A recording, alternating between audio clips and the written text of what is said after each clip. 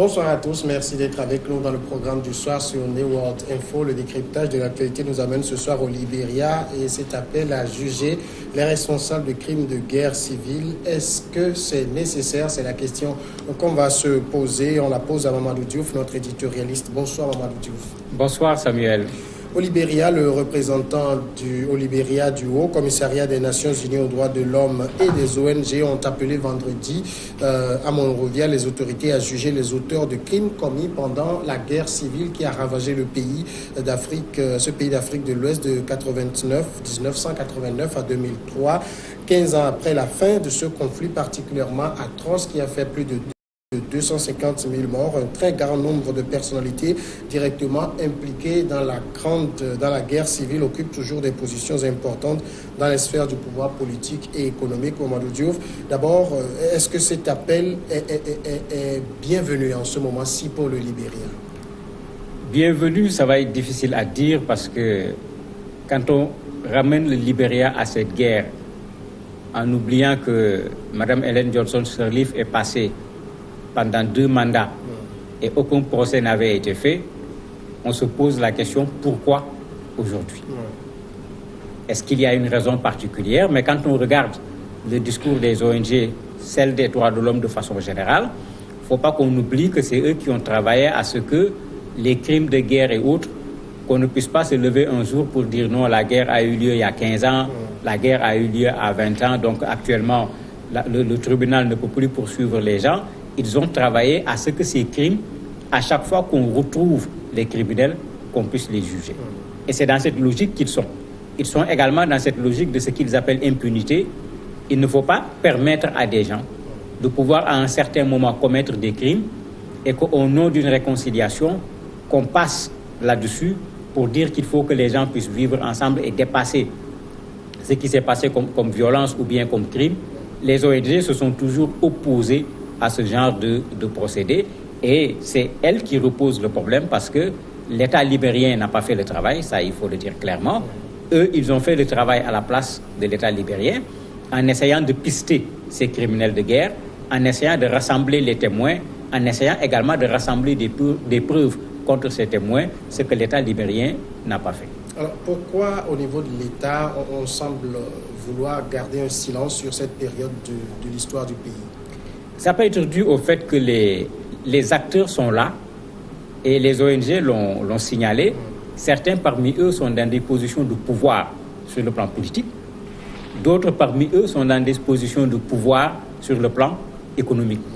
Et autre chose qui est plus extraordinaire, certains parmi ces criminels de guerre, parce que dans cette guerre, il y avait quand même un affrontement entre des groupes, pour ne pas dire des ethnies, certains, bien qu'étant des criminels de guerre, sont considérés chez eux comme étant des héros, parce qu'on considère qu'ils défendaient leur groupe malgré les exactions qu'ils ont eu à faire par rapport à d'autres groupes.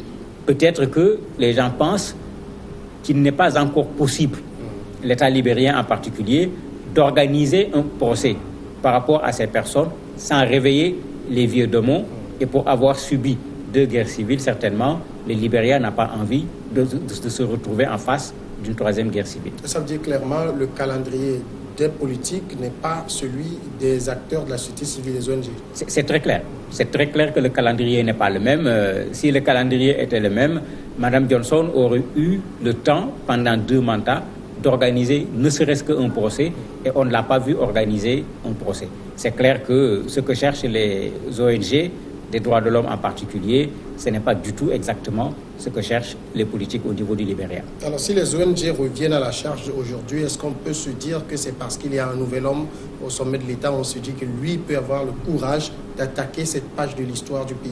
Oui, c'est une des habiletés des ONG des droits de l'homme. Il faut voir ce qu'on pourrait appeler la jurisprudence Hissène Habré. Oui. Tout a été fait pour qu'il soit jugé par le Sénégal. Le président Wade en particulier à l'époque a fait toutes sortes de contournements en parlant du coût du procès, de tout un tas de choses pour que le procès n'ait pas lieu. Mais les ONG n'ont pas baissé les bras. Elles ont continué le travail jusqu'à ce que le président Habré soit finalement jugé et condamné. Et il faut rappeler également que par rapport au Libéria, ces ONG ont fait la même chose. C'est vrai, que certes, les gens n'ont pas été arrêtés au niveau du Libéria. Mais à travers le travail de documentation que ces ONG ont eu à faire, l'épouse de Charles Taylor, par exemple, a été arrêtée. Elle est emprisonnée actuellement à Londres. Et elle n'est pas la seule, il y a d'autres qui ont été arrêtés dans d'autres pays, puisque dans ces pays-là, on a fait prévaloir ce qu'on appelle la compétence universelle, qui fait que dans un pays où ce genre de crimes n'ont pas été commis, dans un pays dont les ressortissants n'ont pas été victimes de ce genre de crimes, quand on utilise la compétence universelle, on peut juger ces criminels qui se trouvent sur ce pays. Et c'est comme ça que Hissène Habré avait été jugé sur le sol sénégalais. Mais est-ce qu'il y a eu, pour l'épisode quand même de cette guerre de 1989 à 2003, suffisamment de documentation pour qu'on sache qu'est-ce qui s'est passé, qui a fait quoi, à quelle proportion donnée? Oui, il y en a. Il faut reconnaître que les ONG ont fait un énorme travail. Quand ils étaient à leur rencontre, même, ils ont parlé eux-mêmes de travail de fourmi. C'est-à-dire aller collectionner, comme ils savent le faire quand il y a un conflit quelque part, qui a été tué, qui a été blessé, qui a disparu, il appartient à quelle famille, et ramasser les éléments en termes de témoignages des témoins et organiser également cela pour que quand il y a un procès, que ces gens-là puissent venir au moment du procès et témoigner. C'est le même travail qui avait été fait avec Hissène Habré, où finalement même le nombre de témoins était tellement grand que tout le monde avait peur de ce procès en se demandant comment on va le réussir. Donc il y a un travail qui a été fait, et s'ils appellent à ce que ces gens-là soient jugés, c'est parce qu'ils ont un dossier entre leurs mains et ils savent qu'ils peuvent défendre ce dossier. Ils ont déjà d'ailleurs des avocats qui sont prêts à venir défendre ces dossiers-là devant la justice. Il y a eu aussi le travail de la commission Vérité et Réconciliation sur le sujet. Qu'est-ce que cette commission a recommandé en la matière? Malheureusement, le constat que les ONG ont fait lors de cette rencontre, c'est qu'il y a eu un très grand nombre de recommandations. Et une des recommandations, c'était également de juger ces criminels de guerre. Mais rien n'a été fait et ils en font le constat également au niveau de cette rencontre en disant que pour ce qui concerne cette commission, malheureusement, beaucoup de recommandations qui étaient sorties du travail de cette commission n'ont pas du tout été suivies d'action. Et ça fait qu'en ce moment, aujourd'hui, la commission, on se demande, elle avait travaillé, pourquoi? Et c'est pourquoi ils se plaignent en disant que c'est comme si, malgré l'effort qui avait été fait par cette commission réconciliation, on veut favoriser l'impunité parce qu'on connaît des coupables. Certains sont là, certains même ont été candidats au moment de ces dernières élections. Certains ont soutenu des candidats lors des dernières élections et on les voit circuler dans la rue sans pour autant craindre quoi que ce soit. Pour eux, cela n'est pas normal dans un pays où on dit qu'on est dans une république. Alors, généralement, dans les pays qui ont fait l'option de commission vérité, réconciliation, c'est des pays qui choisissent plutôt le mécanisme de justice transitionnelle. Au niveau du Libéria, est-ce qu'on se refuse à ce mécanisme? Non, la commission avait proposé également cela. Mais le problème, c'est que de façon générale, les organisations des droits de l'homme ne se reconnaissent pas entièrement dans la justice transitionnelle parce qu'ils pensent que c'est une façon camouflée parfois de faire passer l'impunité.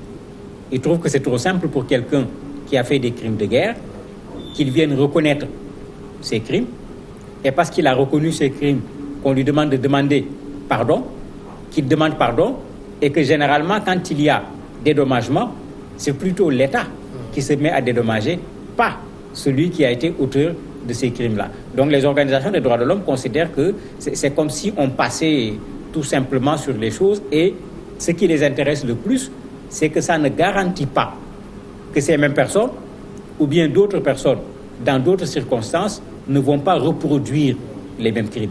Alors que les ONG insistent sur ça quand on pose ce problème de justice transitionnelle. Ils disent où est la preuve, où est la garantie que quand on a fini avec ce processus, ce qui a abouti à cette justice transitionnelle, qu'est-ce qui garantit que cela ne va pas se reproduire en d'autres moments? Alors, de toutes les façons, aujourd'hui, dans le Libéria, il se pose aussi le problème, si on doit passer à la justice ordinaire, du financement. Effectivement, c'est pourquoi je disais que quand ils font ce travail, les ONG eux-mêmes font ce travail parce que l'État ne va pas aller faire ce travail. C'est un énorme travail, il faut le reconnaître. Quand la présidente Ellen Johnson Sirleaf était là avec toutes les priorités auxquelles elle devait faire face, est-ce qu'elle pouvait prendre en charge? Quand il s'agit d'organiser le procès, souvent on est obligé de faire appel à l'international. C'est ce que le président Wade avait fait avec un budget monumental qu'il avait chiffré à des milliards que les gens avaient refusé de financer à l'époque en disant que c'était trop cher. Ce budget a été revu. Il est vrai que Hissène Habré a été jugé au Sénégal, mais pas sur le budget du Sénégal. Les pays ont dû contribuer sur le plan international également. Certains organismes ont dû contribuer pour pouvoir le faire. Donc s'il faut faire ces procès également au Libéria, très certainement le même mécanisme va être utilisé. Je ne crois pas que le Libéria actuel va consacrer ses ressources à juger des gens tout en étant en risque de voir ces jugements réveiller encore de vieux démons, alors qu'il y a d'autres priorités qui sont là en matière de développement que le Libéria ne parvient pas à prendre en charge parce que les caisses n'ont pas suffisamment de finances. Alors justement, dans le cas de Hissène Habré que vous évoquez, on a vu qu'il y a eu un levé de bouclier pour demander qu'il soit jugé. On ne constate pas la même chose dans le cas du Libéria. Oui, c'est parce que, comme le cas de Hissène Habré, on a une personne qu'on a mis devant. Et il y a un travail qui a été fait d'abord par les ONG, ensuite par une sorte d'association des victimes qui sont allées partout, aux Nations Unies, dans toutes les rencontres à l'Union africaine.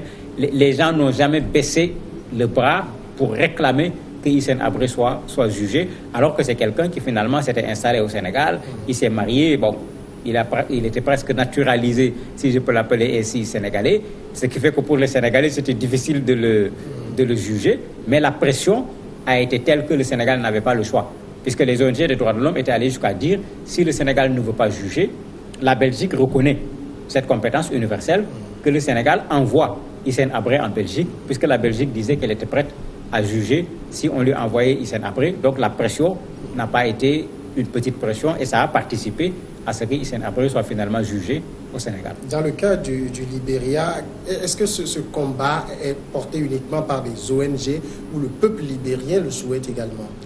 On n'a pas trop vu le peuple libérien, parce que ça il faut le dire, on n'a pas trop vu le peuple libérien. Et quand on compare par rapport au cas de Hissène Habré, le président actuel, puisque c'était son adversaire, voulait également que Hissène Habré soit jugé. Et souvent, même quand on parlait d'argent, il disait qu'il était prêt à mettre de l'argent, mais les gens se plaignaient en disant non, lui-même, il doit peut-être rendre des comptes. Et si lui-même, il met de l'argent dedans, est-ce que ce n'est pas une façon pour lui de juger celui qui l'a défait?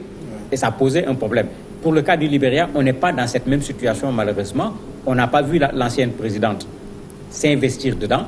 On n'a pas encore vu le président actuel s'investir également sur cette question de jugement de ceux qui ont commis des crimes pendant la guerre. Ça fait que la pression, à mon avis, n'est pas encore suffisante pour qu'on puisse juger ces criminels au niveau du Libéria. Et puis, vous l'avez souligné, les vieux démons, est-ce qu'ils sont si loin que ça ne fait que 15 ans?